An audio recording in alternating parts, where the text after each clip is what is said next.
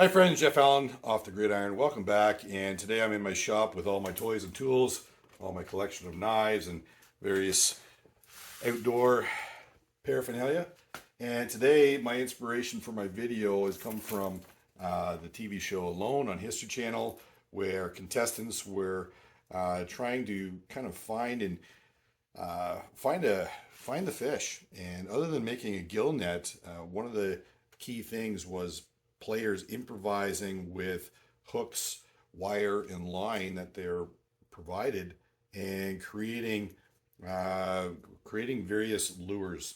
I have no idea if any of these are going to work.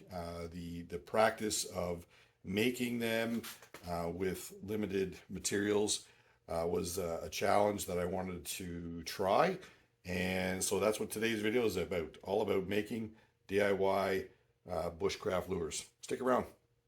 Hi guys, welcome back. Jeff Allen off the gridiron.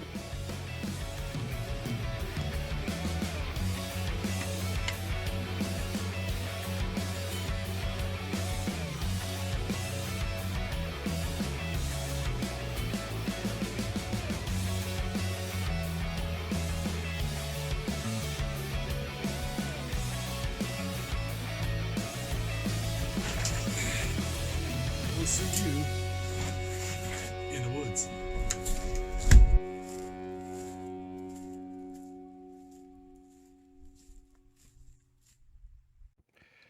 So what I started with was a simple concept in terms of what I thought would work, and then I started gathering materials. So I have kind of the stove pipe or fence wire, some brass wire for snares in two different gauges.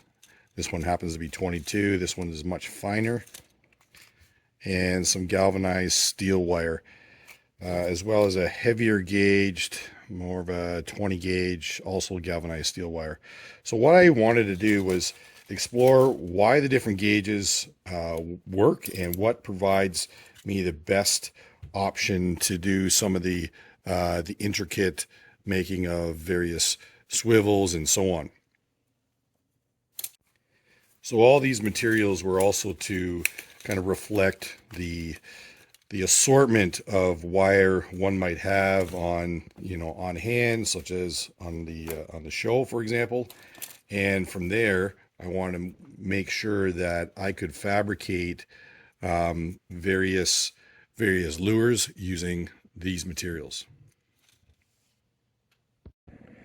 So then I want to be able to use kind of that authentic toolkit that one might have with them, perhaps in a survival situation, but certainly on the show.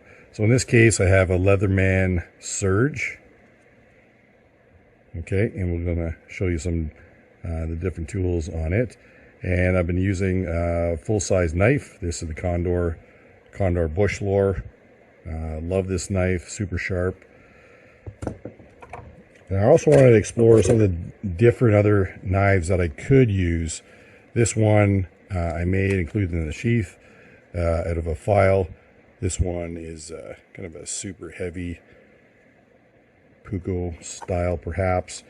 And then I have an assortment of Moras that were also very good at doing some of these finer tasks.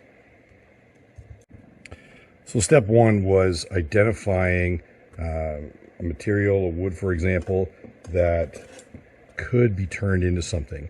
This was an old dry piece of sumac. Obviously you have many options out there in the woods. One of these unique things about some of these kind of overgrown weed trees, as I call them, is that they have that soft, pithy core, and that is what I found was able to be drilled out.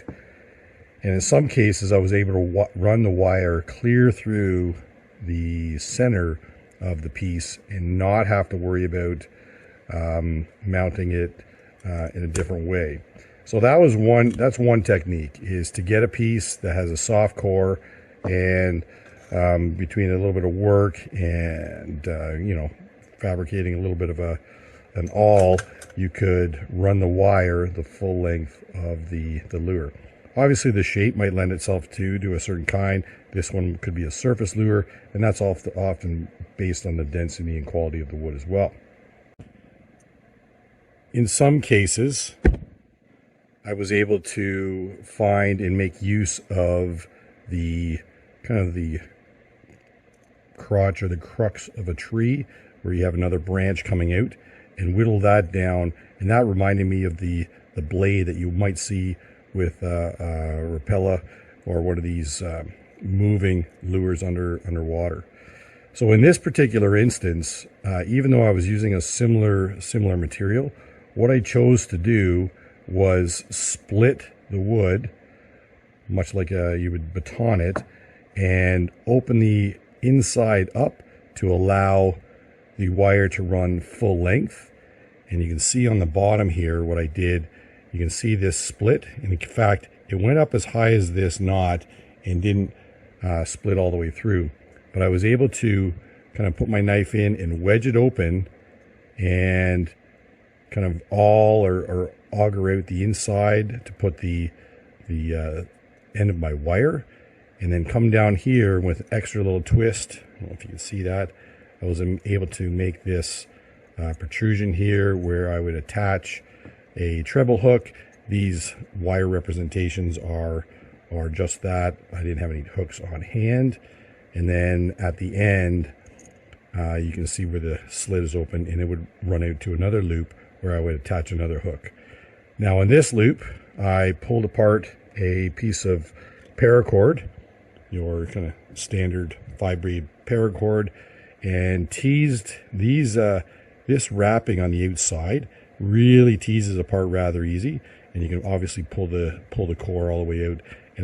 And I was able to use that core, those strands, for kind of lashing that bit of skirting over the hook. With my multi-tool, I carved in grooves on either side and wrapped it to bond or hold the lure together. And I really found that added a little bit of weight as well as strength. But knowing that this wire is a full wire from line to hook, so there's no chance that it's going to break free regardless of whether the lure stays intact or not. It would be interesting to see what the flotation of this lure would be. It feels like it would be just a slowly sinking or shallow lure, and this blade on the front might give it some really erratic movement that would entice the fish. On a smaller lure, again, I was able to just kind of cut into it and leave this big front lip. And in this case, I didn't have to split it. I was able to kind of auger out the center with the wire back and forth. Eventually the pith fell out, and make an eyelet on the one end. You can see here, pull it back inside, and then repeat the process down here. Obviously this is pretty crude, but you get the idea. Now this one would be through the water, a little bit of skirting around the outside. Again, just to practice and play with what can happen. This might represent possible frog legs going through the water with lots of action, and it would be interesting to see what this looks like under the water with all this string, and if it would give it that very kind of flowy, kind of a bait look to it, possibly legs of a frog, for example. This one wasn't quite done, but I'll give you the idea. This really reminds me of those old school kind of Beano surface segmented lures. So I gave it that kind of popper type mouth on the front, and again you twist up your wire. This again has that full length wire running all the way through. I was able to attach that extra little ring in at the joint in the middle here, which gives it that movement, and also able to dangle that hook free. And then again at the very end, little split tail with hooks off the back. So the theory is this would have lots of movement, and again the line is attached up at the top, and it runs a full wire all the way through with rings and kind of wire twists in either end. So that offers a great deal of movement, again quite light. I think that would be almost like a surface lure in a marshy, swampy area. So lastly, how do we do some of this? How do we do some of the wiring? So I'm using probably about nearly a foot of brass wire, and What I like to do is just kind of dedicate a third to all the three pieces. So I can have the front end attachment, the core, the through the fish or the bait, and then the back end, and leave myself lots of wire to be able to do some of the work I need to do. So one of the things I liked, or I found some success, is with the Leatherman Surge. On this tool, you have, let's see if I can fold it out here, this little screwdriver, double-ended screwdriver. A nail would work well as well. And with that loop, I could hold on to the line, or hold on to the wire rather. I could do that with my multi-tool. And then use this as that very fine leverage to spin that loop up to make a very small, tightly wound loop that starts at the one end of my lure. See how tightly that's being wound? It's getting a little off. It's a little long. You get the idea.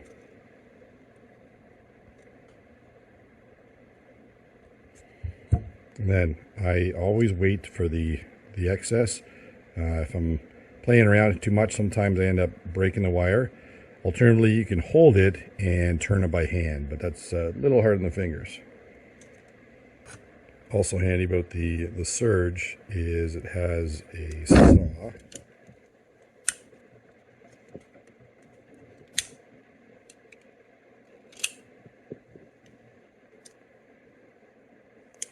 Side, that's the scissors, and there's the saw there.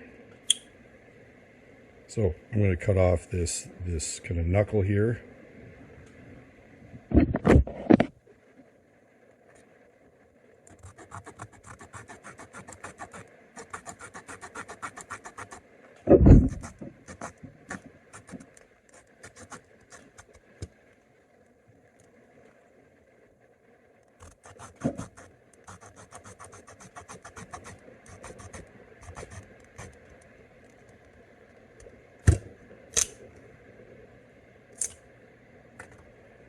Okay, so now I wasn't quite all the way through, but I don't mind that at all. And you can see that very soft kind of pith-like material inside, that if you had that little bit of an auger, or a little awl rather, you could work on kind of cleaning that out.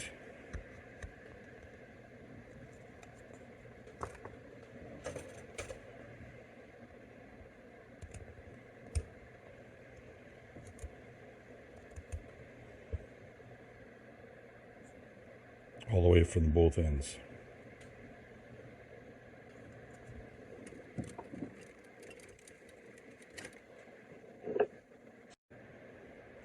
So alternatively, you can take your knife and decide where the top is and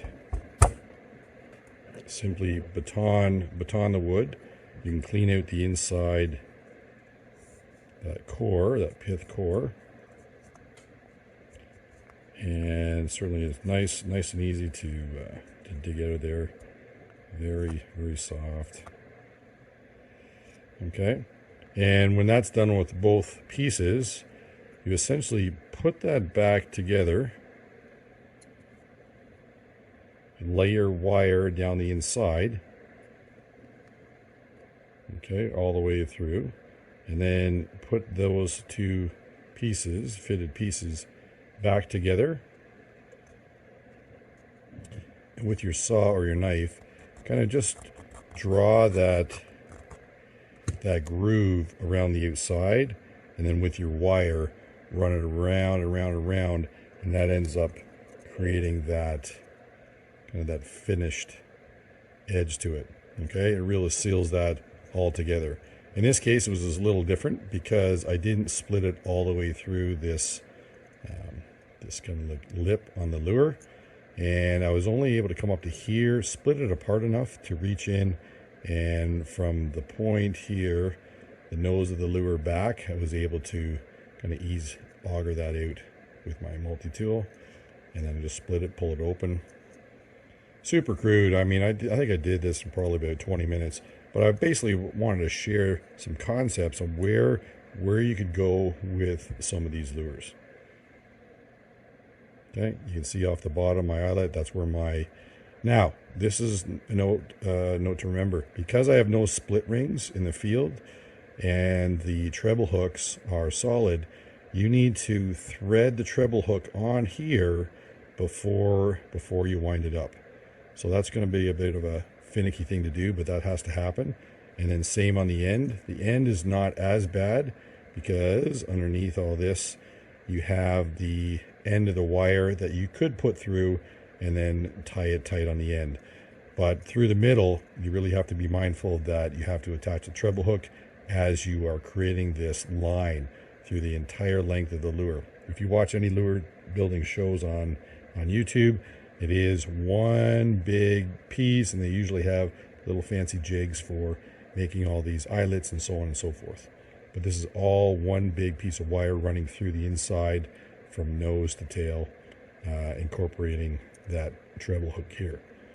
Alternatively, and I thought about this as well, and I assume this is what they did on the show, they incorporated this reinforcing band, or using banding for sometimes some of the color and adding weight. They did that likely where they wanted the hook to hang from, and incorporated that at the same time to hang the hook from this reinforcement banding and that they wrapped around there.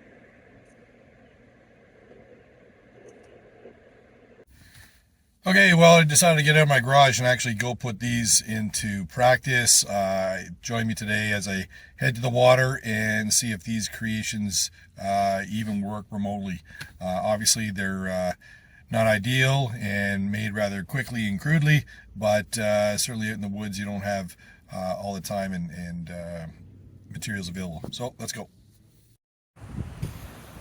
Okay, we're at the river and just literally brought everything we were working on.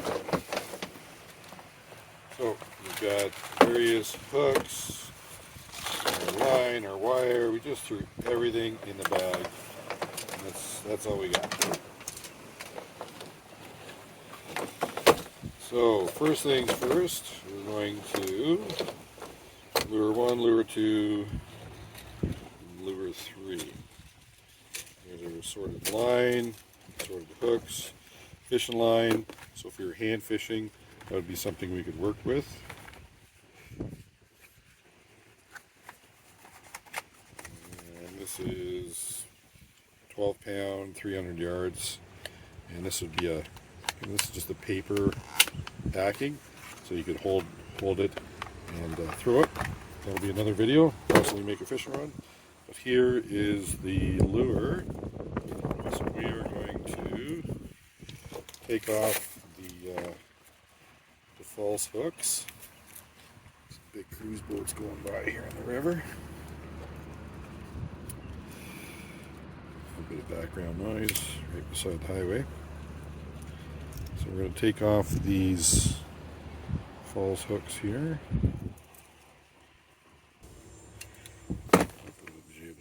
Okay. So those are the old hooks off. And I brought an assortment of treble hooks. So we'll just use a couple of smaller ones here. So if you follow the show at all, these treble hooks count as 3 individual hooks. So that's something that contestants have to factor into their choice. Now we need to attach these two together, and I think the simplest way is going to be taking a heavier gauge wire and basically making a split ring out of these. Because if I tie them too tight, then there won't be any action on them at all.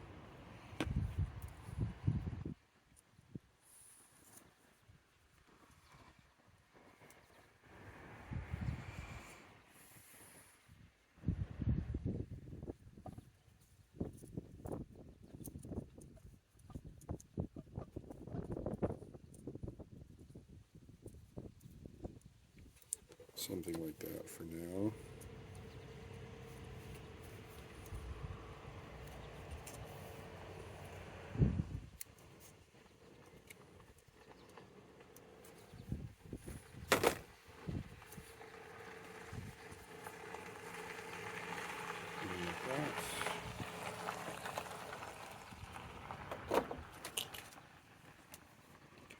And make a little ring for the second one here. You can see I'm just making these little rings, putting them on the hook.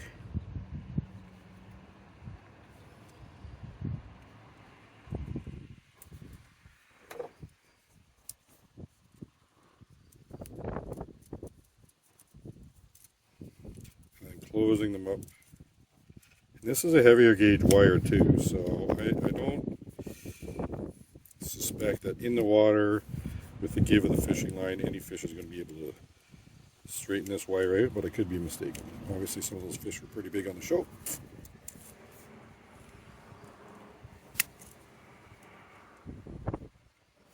There we go.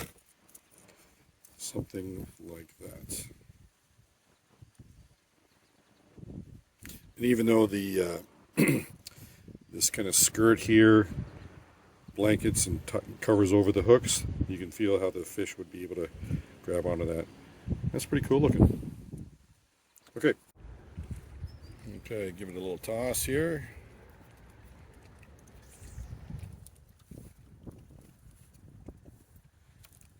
There it is. And start reeling.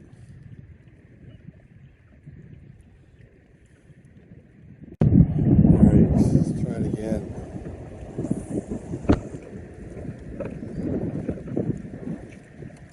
So there's a good weight to it already. You can see how I could cast right out.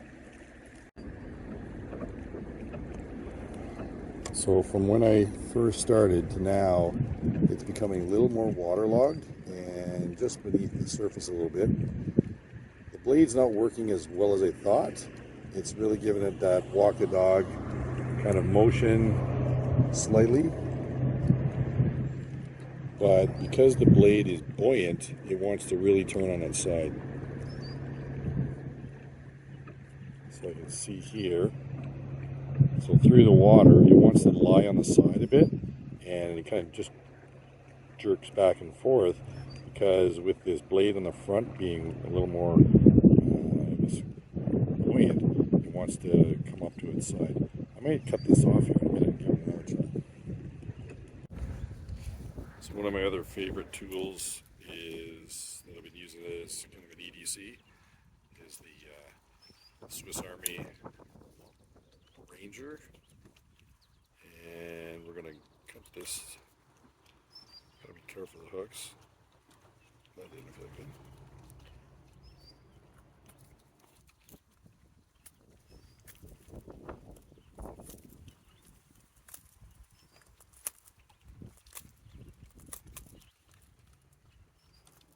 Trying to do this without getting hooked is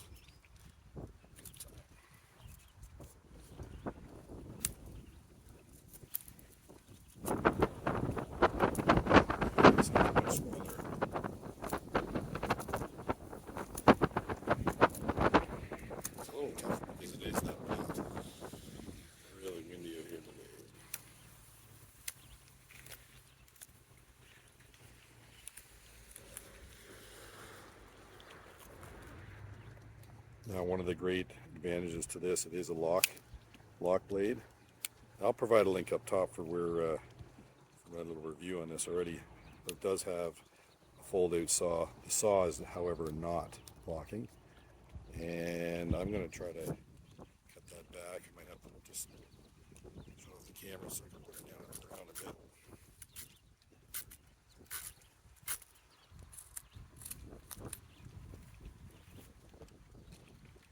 Got it down some, but still not ideal.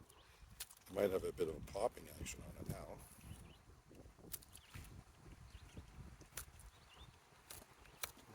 I still think it's going to ride up on the side slightly.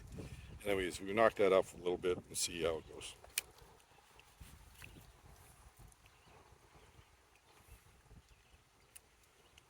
being hollow, I can feel the water having soaked on the inside of the lure, making it a little less buoyant. Give that a toss. Way out there in the middle of the river now. Oh, big fish over there, Keith.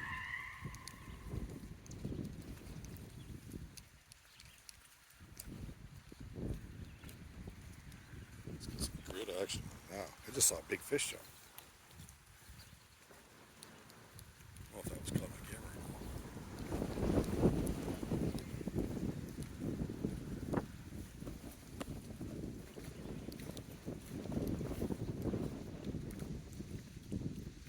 And I don't know if you can see this on the camera now, but the hooks are hanging right down the bottom, hanging properly underwater. Right.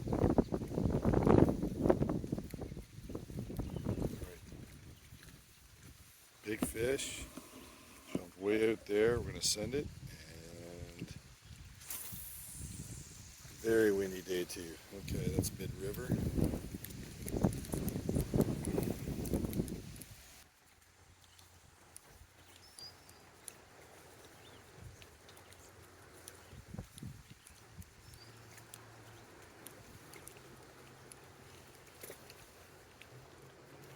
Well, it seems to be working well. Just because it hasn't caught any fish doesn't mean it won't. Just maybe this spot, combination of things. Obviously it's midday, but it seems to work. All right, we're going to just sign off right here. Thanks for watching. Obviously, some takeaways from our video today is, it does take time to perfect these. Certainly, a DIY lure of any great magnitude, much like a plug. So it does take some time. We've learned all about the kind of the intricacies of using the wire and tying the different components that you would may want to use. We learned that kind of the wooden blade on the front really wants the floating lure to turn to the side unless it was heavily weighted, and then I think underwater would have some really great action. The angle of the eyelet on the front also affects the motion of the lure. Just the natural buoyancy of the lure as you start to fish gradually changes. So it starts from that surface lure to like just the subsurface, kind of slightly subsurface lure, which obviously changes the action and so on and so forth. So it was a good learning curve, obviously lots to learn, but it was something that I wanted to try based on that, the experiment they tried on alone with making their own lures, in this case plugs. So thanks for watching. If you haven't done so already, click like, subscribe, and share. Don't forget to check out these links up top for some other videos and related content. Until next time, enjoy your outdoors. Jeff Allen signing off the gridiron. Take care. Bye-bye.